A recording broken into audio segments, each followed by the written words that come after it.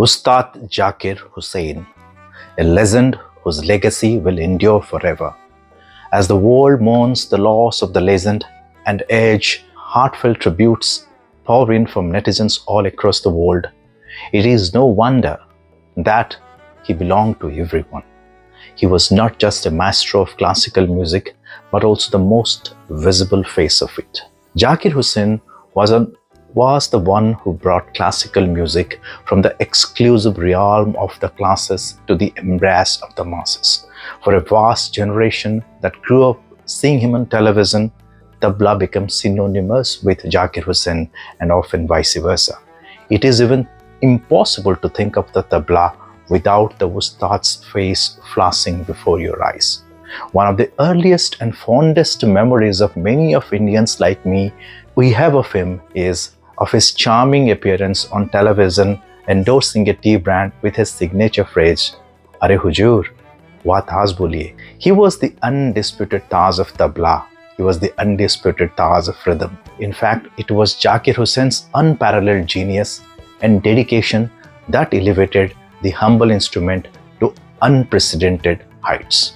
It was once considered as a secondary accompaniment amongst other classical instruments like sitar, santoor, veena, but it was Zakir's unparalleled stand and lifelong dedication that the humble tabla gained a newfound recognition and prestige with the touch of his magical fingers. Ustad Zakir Hussain was an icon beyond music. He was much loved for his affable demeanor, ever-present smile, and soft-spoken words. His warmth transcended the boundaries of music. Who could forget his signature curly looks, swaying in rhythm with his fingers as he mesmerized the audience with his tabla performances on stage? He was not just a virtuoso, he was a symbol of joy, passion, and a relentless innovation in the world of music. A true pioneer, Zakir ventured also into the world of acting, and of course he released several music albums showcasing his versatility and love for the arts. And throughout his illustrious career, he had the privilege of performing with some of the greatest maestros, from the senior most luminaries in the music world to the young talents in the music world of today's arena. He was so articulate and so eloquent in his interviews that you would love to see those again and again, just as much as you would love to listen to his music. Though the internet is full of such interactions, interviews and dialogues, I actually went back few selected of those, and I would like to mention, don't forget to watch the face-to-face with Karan Thapa and another interesting rendezvous with Simi Garwal, both from the 90s, when a young Zakir actually opened up about his personal life, his childhood and his early life. And in the second one, with Simi Garwal, he was accompanied by his Italian-American wife, Antonio Minicola, who is also a trained Kathak dancer. Now, let's take a few minutes to know a few more things about the maestro.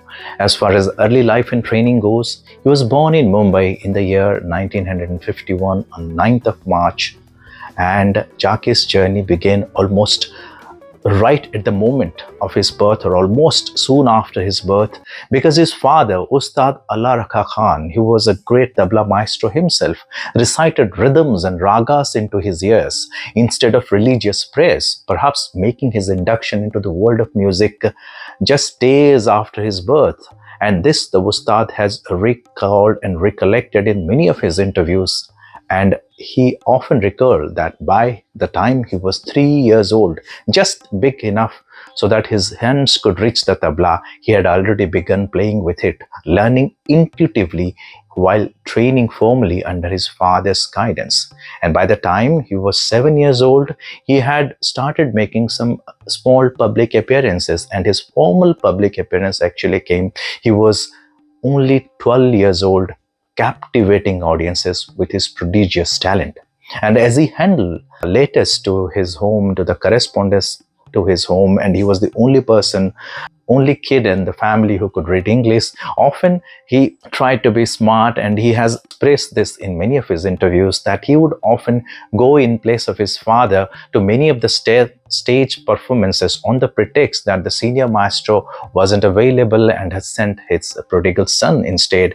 And on one occasion, he actually lost his way back home because he wasn't paid on the for his on-stage performances, and he has no money to come back home. So he was actually helped by one of his father's friends to come back home.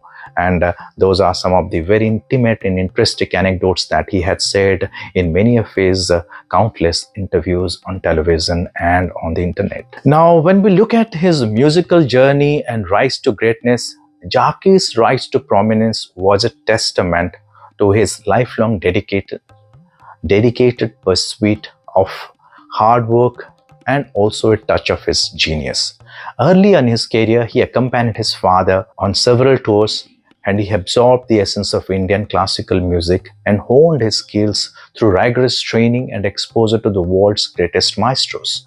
Crafting his style over time, he developed a unique approach, blending traditional tabla rhythms with modern and experimental sounds, redefining the instrument's place in the world of music. Zakir moved to United States at the age of 19 in the early 70s, and his moving to United States marked a pivotal moment in Zakir Hussain's career, and you can say that it was a pivotal moment in the classical music history of India as well, because alongside pioneers like Pandit Ravi Shankar, he often played a crucial role in bringing Indian classical music to a global audience. This journey actually began when Zakir replaced his father, the great Ustad Allah Rakha, on a US tour with Pandit Ravi Shankar due to his father's illness, and subsequently he embraced an academic opportunity, joining the University of Washington in Seattle as an assistant professor in music.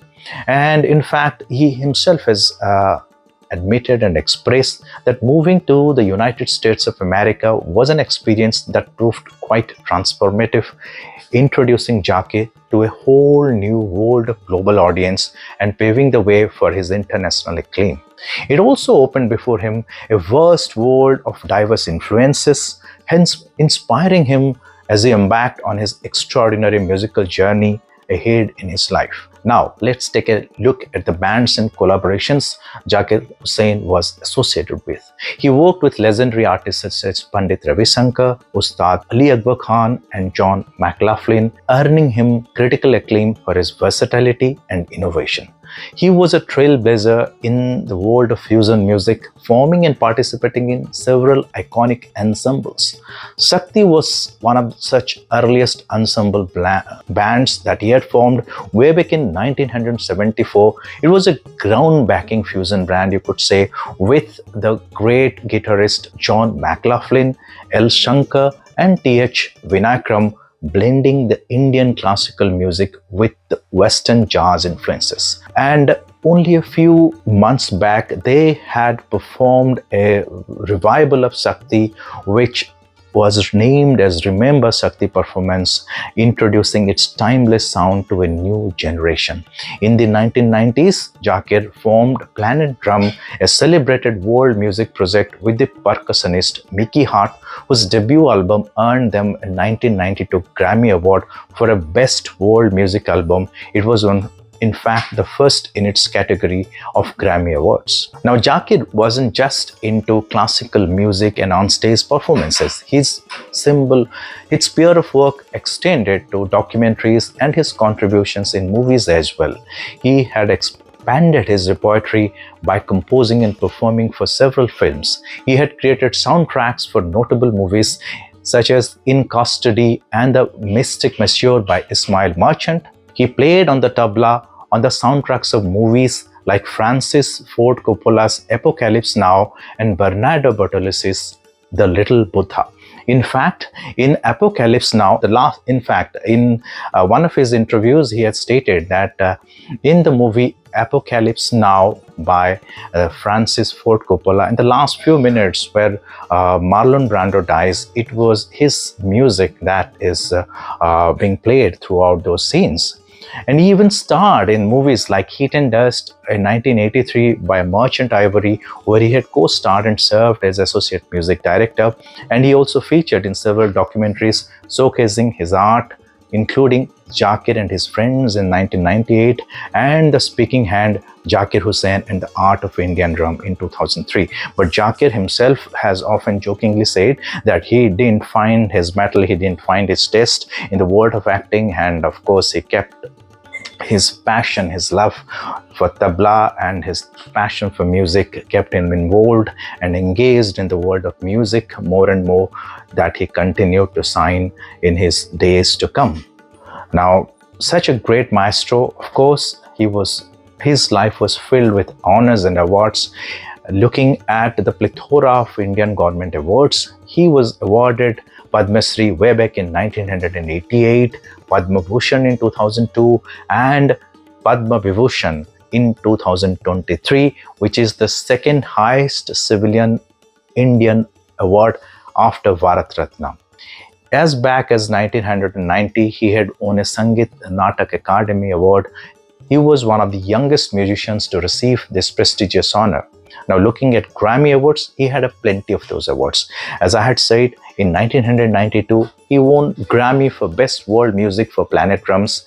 And in 2009, he had secured the Grammy Award for Global Drum Project along with his close associates Mickey Hart, Sikiru Adepozu and Giovanni Hidalgo. And in 2024, he had made history at the 66th Grammy Awards. He became the first Indian or the first person to win 3 Grammys in one night, and he made history that night. And when we look at books and personal tributes, in 2018, Nasrin Munikabir compiled a series of interviews with Zakir Hussain into the form of a book, Zakir Hussain, A Life in Music, which chronicles his journey from a young tabla prodigy to an internationally renowned artist. Guitarist McLaughlin, his collaborator in Shakti and his lifelong associate, often described him as the king in whose hands rhythm became magic. Ustad Zakir Hussain passed away on the 15th of December 2024 in San Francisco, leaving behind a monumental legacy. Revered as one of the greatest tabla maestros of all time, his contributions to Indian classical music, fusion, and to world music will continue to inspire generations of musicians and fans all over the world. His journey epitomizes a lifelong dedication to preserving tradition while fearlessly embracing and blending innovations.